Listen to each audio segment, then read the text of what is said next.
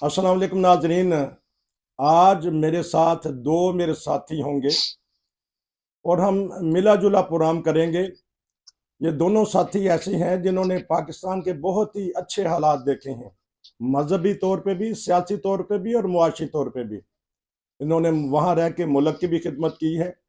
दोनों इस वक्त यूरोप में हैं। यहाँ जब पाकिस्तान के हालात देखते हैं तो कुड़ते हैं, दिल में दर्द होता है, दुखते हैं। दुख होता है इनको कि पाकिस्तान मुआशी तौर पर भी कमज़ोर हो गया, इंसाफ के तकाजे भी नहीं पूरे हो रहे और मजहबी जनूनियत बढ़ गई है। तो मैं इनका तारुफ करवा देता हूँ। एक हमारे दोस्त होंगे यूके से, अब्दुल वाहिद जावेद साहब। वाहिदुल्लाह जी। अब वाहिदुल्लाह जावेद साहब, शुक्रिया नाम दुरुस्त करवाने का। और दूसरे हमारे साथ हैं नासर राजपूत साहब। बहुत प्रोग्राम मैंने इनसे किए हैं, तो दोनों के पास मैं चलूंगा। पहले मैं सलाम भेज करता हूँ। अस्सलाम वालेकुम। वालेकुम अस्सलाम वरहमतुल्लाह। हाँ जी, अच्छा, आप ठीक ठाक हैं दोनों दोस्त? जी जी, अल्लाह का शुक्र है, अल्लाह का शुक्र है जी। अच्छा जी, अब हम देखते हैं कि पाकिस्तान में कोई आज से 40-50 साल पहले, क्योंकि नासर राजपूत साहब वहाँ सर्विस भी करते रहे हैं, हालात भी इन्होंने देखे हैं। ये बताइएगा कि उस वक्त कैसे हालात होते थे। हम माशाल्लाह सारे शिया सुन्नी अहमदी अहले हदीस वहाबी सारे मिलजुल के ईसाई खुशियां मनाते थे। 23 मार्च का दिन मनाते थे, 25 दिसंबर का मनाते थे, 6 सितंबर मनाते थे। आपस में मिलजुल के रहते थे और अपने फौजी जवानों की इज्जत तब भी करते हैं। उस वक्त तो बहुत ही ज्यादा इज्जत और एहतराम किया जाता था फौजी भाइयों का। तो अब बताइएगा कि उस वक्त के हालात पहले हमारे नाज़रीन को बता दीजिए, फिर मैं उनके पास चलूंगा, वाहदुल्ला जवेद साहब के पास। जी राजपूत साहब, आप सुनाइए। जी जज़ाकल्लाह, बहुत शुक्रिया आपका, आपने मुझे याद रखा। पहली बात तो ये है कि ये जो मजहबी जुनूनियत है ये हमें विरसे में मिली। अच्छा। इसका ताल्लुक कल या परसों से नहीं, ना इसका ताल्लुक 2 साल से या 20 साल से है। ये 1947 में जब पाकिस्तान आज़ाद होना था या वो बातचीत चल रही थी और मिस्टर जिन्ना का प्रोग्राम चल रहा था, उनकी काविशों से पाकिस्तान बना और मारज़ वजूद में है। लेकिन जो मुलायत है, जिसे मुलायत कहते हैं, एक तो होते हैं उलमा। उलमा कराम का काम ये होता है कि वो मजहब की तश्कील के सिलसिले में, उसकी तदरीज के सिलसिले में मदद करते हैं, अवाम को अवेयर रखते हैं कि भाई ये मजहब है, इस तरह इसके ऊपर अमल करना है। वो मस्जिदों में भी होता है, बाहर जलसों में भी होता है। लेकिन ये जो मजहबी जुनूनियत पाकिस्तान के अंदर आई है, ये वक्त से पहले भी, जब पाकिस्तान नहीं बना था, 1946, 44, 45, 46 और इस तरह करते करते 1947 तक जो दौर चला, और उसके बाद जब लियाकत अली खान पहले वजीर आजम, ये जहालत उस वक्त का जो यानी मुल्ला इज़म का जो बंदा था, मैं उसको ये नहीं कहता मौलवी। मौलवी तो वो बड़ा एक पाक लफ्ज है जिसका मतलब है कि इल्म देने वाला, यानी जो खुद इल्म सीखा वो जिसने और वो दूसरों को दे। तो उस वक्त उन उलमा ने ये नारा लगाया था, ये पाकिस्तान नहीं बल्कि काफिरिस्तान है और कायदे आजम को बहुत बुरा भला कहा गया। तो ये हमारी बुनियाद में बात रखी गई है। ये शुरू से उन इंतहा पसंदों की एक साजिश है जो मजहबी तौर पे भी उभरे, जो सियासी तौर पे भी उभरे और जो कारोबारी तौर पर भी उभरे। और इन सब ने मिलकर उस वक्त के पाकिस्तान को, जो बड़ा नईफ सा, चंद दिन का था, नौमालूद सा, उसके ऊपर इस कदर भयानक इल्जाम लगाए गए। और फिर ऐसे ऐसे लोगों को मैंने देखा है कि उस जमाने में सर जफरुल्लाह खान साहब जैसे एक दो से बहुत ही हाईली क्वालिफाइड पर्सन, उनका बड़ा रोल है। इस तरह सर सैयद अहमद साहब का बहुत रोल है। तो मजहब हमेशा एक क्वेश्चन रहा उस जमाने में भी, और वो बदकिस्मती से वो ठाइल सारा, वो सारी बात हमें 1947 के पाकिस्तान के मारज़ वजूद में आने के बाद दोबारा मिल गई, बल्कि दोबारा बहुत पावरफुल तरीके पे मिली, क्योंकि अब वो मुल्क आजाद हो चुका था। मुल्क बड़ा अच्छा जा रहा था, कोई ऐसी बात नहीं थी, कोई मजहबी जुनूनियत नहीं थी। मैंने खुद मौलाना मौदूदी साहब के कई जलसे अटेंड किए हैं, उनके इलियास काश्मीरी साहब के जलसे अटेंड किए हैं, जहाँ पे वहाँ बताया जाता था कि हाँ ऐसा है, शिया ऐसे हैं, सुन्नी है, जो मुख्तलिफ मकातब फिक्र के। तो मकसद कहने का ये आज की बीमारी नहीं है, ये बीमारी लगी है हमारे मुल्क को, हमारे मुल्क की पैदाइश से बहुत पहले की। अच्छा पाकिस्तान का वजूद अभी अमल में नहीं आया था। अच्छा, मैं अब चलता मैं, ठीक है, आपने 3-4 मिनट लिए, मैं फिर आपकी तरफ आऊंगा। मैं अब वहादुल्ला साहब जवेद की तरफ चलता हूं कि इन्होंने सुन ली इनकी बात भी। ये मजहबी जनूनियत किस तरह परवान चढ़ती है, क्योंकि आप उस मुआशरे में रहे हैं, और फिर इसका खात्मा किस तरह हो सकता है, क्यों ऐसा ऐसा मजहबी जनूनियत और आजकल तो गली कूचों में हो रही है। जी आप बताइएगा वहादुल्ला साहब जवेद। अस्सलाम वालेकुम रहमतुल्लाह जी। वालेकुम सलाम। ये जिससे नासिर राजपूत साहब ने बात की, मैं वहीं से शुरू करता हूँ आगे कि ये मुल्क जो बना था ये कलमे के नाम पे बना था। आज तक दुनिया में जो मजहब के नाम पे रियासतें बनी है वो सिर्फ 2 बनी है, एक इसराइल और एक पाकिस्तान। तो इसको कहा गया था कि ये बना है ला इलाहा इल्लल्लाह के बुनियाद पर। जी अगर हम इस लफ्ज पे गौर करें ला इलाहा इल्लल्लाह, तो आपको समझ आएगी कि सिवाय अल्लाह के और कोई नहीं। कि अल्लाह के वजूद के असबात कह सकते हैं हम, और अपनी जात को जब हम काम नफी करते हैं तो उसको नफी कह सकते हैं। तो सूफिया के नजदीक नफी असबात का जो मामला है ना, मैं वो इस वक्त बयान तो नहीं कर सकता, मगर तारफ जरूर करा सकता हूँ कि अपनी जात की जब नफी कर लेता है इंसान, तो फिर अल्लाह का वजूद जो है वो सामने आता है मुख्तसरन। तो ये इस बुनियाद पर बना था। हुआ क्या, ये बिल्कुल ही उलट हो गया। जो असबात था उसको नफी कर दिया गया, जो नफी था उसको असबात कर दिया गया। यानी कि अपने वजूद को, तकब्बर को, अपनी अना को सामने लाया गया और अल्लाह के वजूद को पीछे रखा गया। ये हुआ इस मुल्क के साथ। अब मैं जो आपने आखिरी सवाल करना, मैं फौरन ही उस तरफ आ जाता हूँ कि ये दुरुस्त कैसे हो सकता है जी सारा मामला। यही आपने आखिर में सवाल करना। हाँ जी, हाँ जी, ये बताइएगा कि इसका खात्मा तो हो, क्योंकि हमने देखते हैं कि गली कूचों में हर रोज लाउड स्पीकर पे ऐलानात होते हैं, नफरत फैलाई जाती है, इबादत गाहों को, मसाजिद को गिराया जा रहा है। ये मजहबी जनूनियत का खात्मा किस तरह होगा? जी मैं एक ना बचपन का वाकया सुनाता हूँ आपको। उस जमाने में नया नया वीसीआर आया था। अच्छा। तो लोग बच्चे जो इकट्ठे करके ना पैसे, चंदा जिस तरह इकट्ठा किया जाता है, पैसे डाल के तो टीवी और वीसीआर ला के ना रात को देखा करते थे फिल्म। एक दफा वो लेके आए, तो जब लगाने लगे तो तस्वीर उल्टी आए।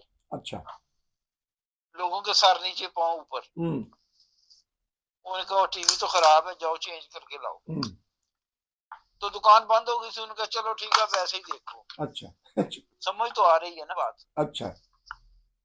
वो देखते रहे तो एक आदमी को अचानक ख्याल आया, एक लड़के को, तो यार ऐसा करते हैं टीवी को उल्टा रख देते हैं। अच्छा। तो फिर ठीक हो जाएगा। वो सबने कहा ठीक है उल्टा करो। जब उसको उल्टाया तो फिर पता चला कि पहले उल्टा रखा हुआ है। अच्छा। अच्छा। वाह, बहुत अच्छे, बहुत खूब। अब ये टीवी सीधा करना है हमने। अच्छा। हर चीज, हर सोच उल्ट हो गई है। वो नफिस बात वाली बात में फिर ले।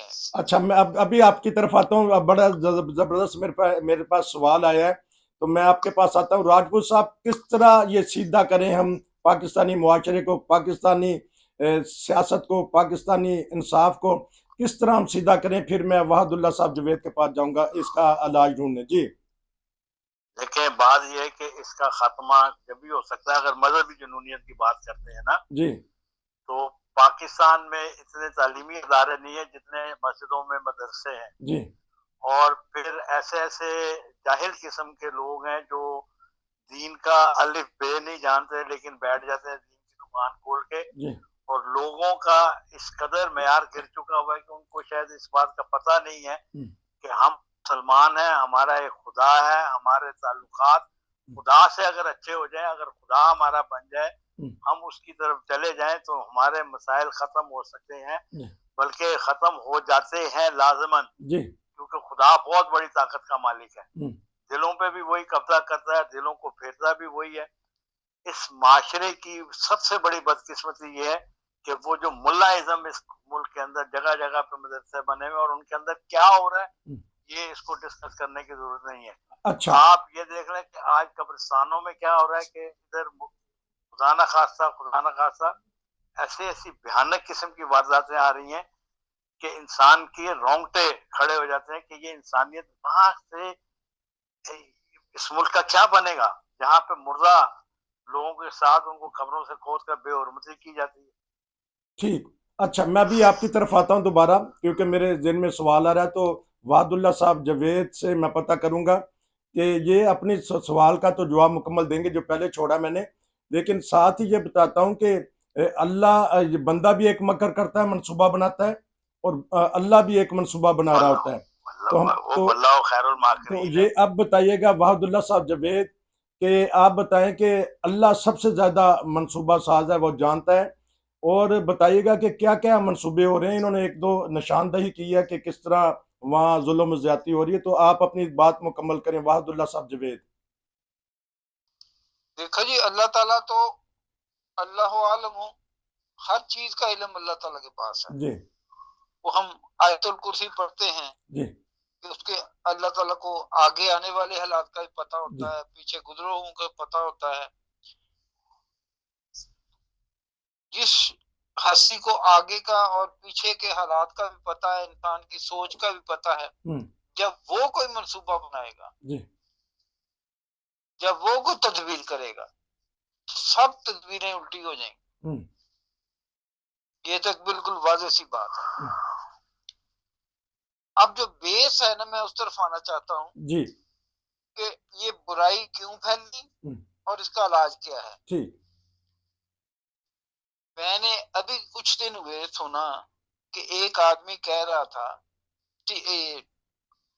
एंकर कोई या मौलवी कह रहा था कि अगर आप कुरान पढ़ेंगे तो आपको कुरान गुमराह कर देगा, क्योंकि कुरान में लिखा हुआ है अज़ल्लू कसीरा।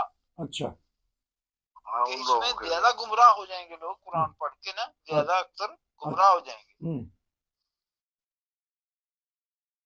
जब ये तालीम दी जाएगी, उसका सिर्फ मकसद ये था कि हम आलम हैं, हम पीर हैं, हमसे पूछो जो पूछना, जो हम इसकी तशरीह करेंगे, आप करेंगे तो गुमराह हो जाएंगे। ठेकेदारी जिस तरह ले लेते हैं। अल्लाह ताला तो कहता है कि यस्सरनल कुरान, मैंने कुरान को आसान बना के उतारा है, अवामुन नास के लिए उतारा है। हाँ, जिन्होंने तदब्बर करना है वो करें, वो उनके लिए भी खजाने हैं, और अवामुन नास के लिए हिदायत है जो खुदा से डरते हैं। अगर इनका खुदा पे यकीन आ जाए और कुरान को तदब्बर के साथ बेशक न पढ़े, आसानी के लिए पढ़ लें, लफ्जी तर्जमा पढ़ लें, तो यकीनन ये लोग असल हदायत पे आ जाएंगे। असल हदायत पे यकीनन आ जाएंगे। मैं चलता हूँ राजपूत साहब के पास, ये आखिरी सवाल है उनका, और वो बताएंगे कि हमारा वो पुराना पाकिस्तान किस तरह दस्तयाब होगा, दोबारा आएगा, हम मिलजुल के प्यार और मोहब्बत से रहेंगे। ये बताइएगा, ये आखिरी सवाल है आपके लिए, और फिर जवाब देंगे, और उसके बाद फिर वाहदुल्ला साहब से मैं सवाल करूंगा, वह जवाब देंगे। आप बताइएगा कि हम पुराना पाकिस्तान कहाँ जाके ढूंढें। जिस दिन इस मुल्क से मुल्लायत खत्म हो गई, उस दिन ये मुल्क पाकिस्तान अपनी मंजिल को पहुंच जाएगा। अच्छा, ये जो मुल्लाइज्म है, ये जो यानी आज सल्लल्लाहु के जमाने में सुना था कि जब मसीह की आमद होगी और यहाँ पे लोग उस तस्वर में बैठे हुए हैं कि शायद मसीह जो आसमान पे जिंदा चला गया, हालांकि वो कुरान पाक को नहीं पढ़ते। कुरान में वाज़ेह तौर पे वफ़ात मसीह है। फिर हाँ, वो तो एक मजहबी गुफ्तगू हो गई ना, अब हम कर रहे हैं। बिल्कुल, देखिए इसलिए मैं इसलिए बात कर रहा हूँ, हम मजहब से बहुत दूर हैं। हाँ, हर जगह पे, हर कोने पे एक मुल्ला बैठा हुआ जिसको कुरान की अलग पे नहीं आती, उसके पास लोग हाजतें पूरी करने के लिए जा रहे हैं। एक मुल्ला एक बंदा बैठा हुआ है जो लोगों को रोजगार देने की तजवीज दे रहा है, कोई औलाद देने की तजवीज कर रहा है, कोई कुछ कर रहा है। मुल्लायत को खत्म कर दे, मुल्क ठीक हो जाएगा, मुल्क ठीक हो जाएगा। अब आखिरी सवाल, क्योंकि वाहदुल्ला साहब जवेद मेरे से राब्ते में भी रहते हैं, ये काजी साहब आए हैं सुप्रीम कोर्ट के चीफ जस्टिस, हमारे जनरल आसम मुनीर हैं चीफ ऑफ आर्मी स्टाफ, काकड़ साहब हैं हमारे निगरान वजीर आजम, तीनों नए आए हैं। तो क्या आप देखते हैं कि ये उस पाकिस्तान को दोबारा ले आएंगे जो हजरत कायदे आजम मोहम्मद अली जिन्ना ने सोचा था और उनकी कुर्बानियां थी? आया हम उस तरफ दोबारा चल पड़ेंगे? वाहदुल्ला साहब जवेद, आप अच्छी तरह जानते हैं पाकिस्तान के हालात, तो अब बताइएगा।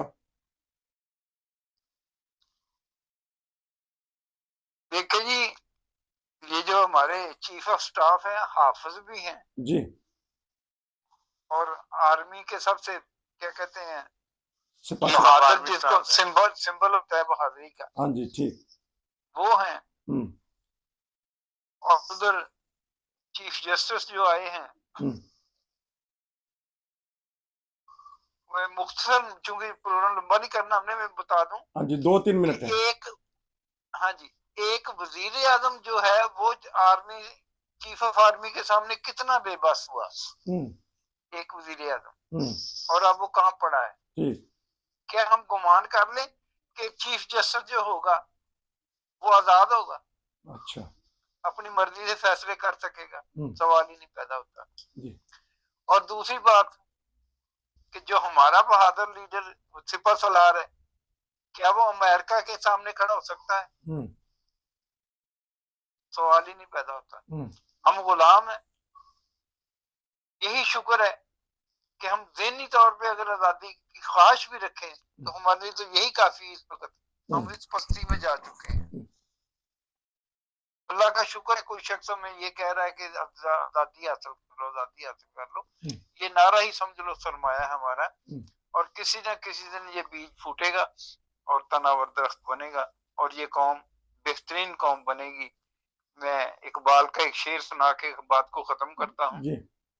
वो कहता है, नहीं ना उम्मीद इकबाल अपनी किश्ते वीरां से, जरा नम हो तो ये मिट्टी बड़ी ज़रखेज़ है ताकि, और अल्लाह ताला के फजल से इनमें से ही लोग निकलेंगे जो कल को मुल्क की बागडोर संभालेंगे। मुल्क की बागडोर संभालेंगे। बहुत खूब, दोनों दोस्तों ने बहुत मेरा साथ दिया। मैं उम्मीद करता हूं कि आइंदा भी आप तैयारी करके, क्योंकि आप तो फौरी तौर पे आज मेरे टेलीफोन पे आ गए, आगे से मैं आपको सवालात भेज दूंगा, क्योंकि बहुत सारे दोस्त कहते हैं कि तैयारी कर लिया करें, लेकिन बाज़ दफ़ा हालात ऐसे होते हैं कि तैयारी का मौका नहीं मिलता, प्रोग्राम फौरी तौर पे करना होता है। मेरे से भी गलतियां हो जाती हैं, जो उनसे हमारे तबसरा वाले हैं उनसे भी गलती का चांस होता है। आप दोनों अजीज़ बुजुर्गों का बहुत बहुत शुक्रिया। उम्मीद है कि नाज़रीन हमारे इस प्रोग्राम को पसंद करेंगे। 2 तबसरे आज हमने दोबारा किए हैं, हमने 3 भी किए हैं। हम कोशिश करेंगे कि ज़्यादा से ज़्यादा पूरी दुनिया में जहाँ भी तबसरा करने वाले हैं उनसे हम तबसरा करें। तो नसीर को इजाज़त दीजिए। आपका बहुत शुक्रिया जी। अस्सलाम वालेकुम। वालेकुम अस्सलाम जी।